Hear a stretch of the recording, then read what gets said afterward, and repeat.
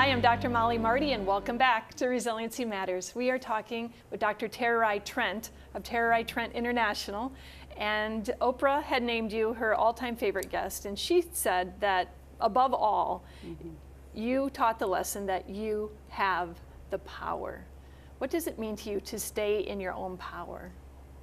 I think we all have the power, and we all need to recognize that the power is within us, and we need to tap it out and use it for the greater good. And when my mother said, if you believe in these dreams and you achieve these dreams, not only are you defining who you are, but you are also defining every life in the greater good. So she gave me the power to believe in my own power, that if I achieve my dreams, I'm not only defining who I am, but also defining my children as well as defining my own community.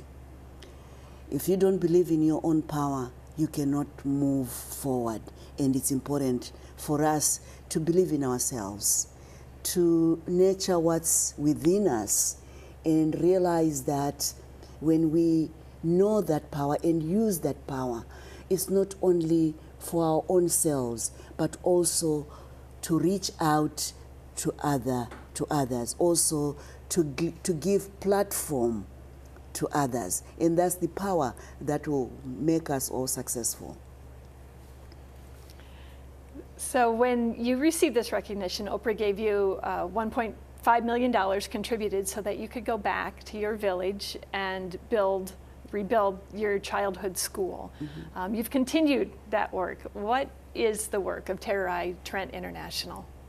So Tererai Trent International, we improve education. We access universal education to every child, despite gender or socio-economic background. We have been very fortunate to get this 1.5 million from Oprah Winfrey, and we have managed to rebuild Matao Primary School. And not only that school, when we started with that school, our children used to sit on the floors, and now we have rebuilt that school. Now we have children that are sitting on desks. And not only have we improved on that school, we have also impacted other schools in the surroundings. And today we have about 5,000 children that have been impacted by this program. And here's another slide of some before and afters. Yeah, as you can see, the children used to learn outside. We had no desks and chairs, and the buildings were dilapidated. And as you can see in that photo, now we have those beautiful school infrastructure, and the children are now sitting on desks and writing. And we also have managed to build a school library. You know, we work mostly in rural areas. And the unfortunate part in most rural areas is the young girls that are mostly impacted by poverty. They drop out of school at an early age. But what we have done is to ensure that the girls will remain in school. When we started, we had about a 14% pass rate in our schools, and today, as I sit here, we have 35% pass rate. And we are seeing more girls outperforming boys. There's something about educating girls. Half the world is comprised of women, and if we don't give resources to these girls, what are we saying about ourselves? And through our school, it has allowed me to see the importance of educating women. I think it is the best investment that anyone can do to make sure that girls, they also have an opportunity for an education. And something you mentioned that I found interesting, that you say that in work to empower girls, we can't focus solely on girls. We also need to take care of our boys. Yeah. Why is this holistic approach important? It's very important because right now, as much as we talk about girl power, leveling the playing field, enabling more girls to go into school, but we should not forget the boys. The boys, they should also be part of this campaign to make sure that we have both boys and girls in the education system, and that's why we are promoting universal education.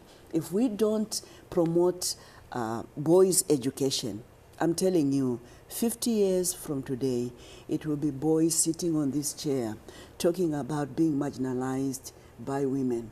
We cannot afford to do that. Women, we are nurturing in ourselves, we are nurturing in reaching out to others, and it's important for us to make sure that we are promoting universal education because every child has a right to education. And you talk about finding meaning in giving back, and you've touched upon it because it's how you breathe in and out. Yes. You're so focused on that common good. But I want to talk a little bit more about that. And in our work, we know that when we go into communities and there's a lack of hope, one of the first things we do are to help children identify their unique talents, their lights, and how do we help them nurture them and shine them and contribute them, because it is through that process of contributing that they strengthen themselves. Yeah. So what are your thoughts on that, on that finding meaning in life through contributing and giving back?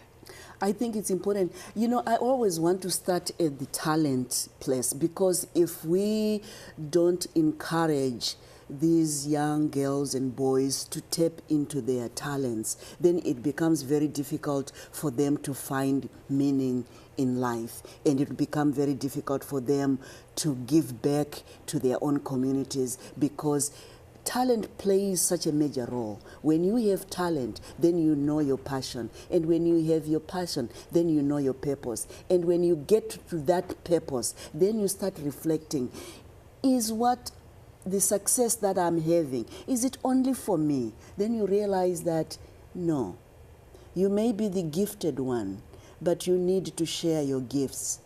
Reach out to others, because that's where healing comes. When I can take my own success and I can take my own talents and use it for the greater good, I am healing my world. Yes, healing self and healing world, and we all have talents. So what a wonderful conversation. I want to share the web information where you can be a part of this work. I am a proud supporter of the Tererai Trent International. The National Resilience Institute is so proud in this collaboration, and you can help support a current campaign to feed school children in Zimbabwe. These children are getting an education, but they need nutrition along the way, and this is a dire need. So here is a website, tereraitrentinternational.org/canteen, where you can be involved. I also want to tell you that Tererai has a children's book coming out, The Girl Who Buried Her Dreams in a Can. It's being released October 6th, but you can pre-order now. It is available. So tool number 3, enrich your own life by engaging with others in a cause that is larger than yourself. Thank you so much to Dr. Trent for being with us, for shining a light on fighting for your dreams and supporting others. This is Dr. Mollie Marti with Resiliency Matters on MediaCom MC 22, your local programming leader.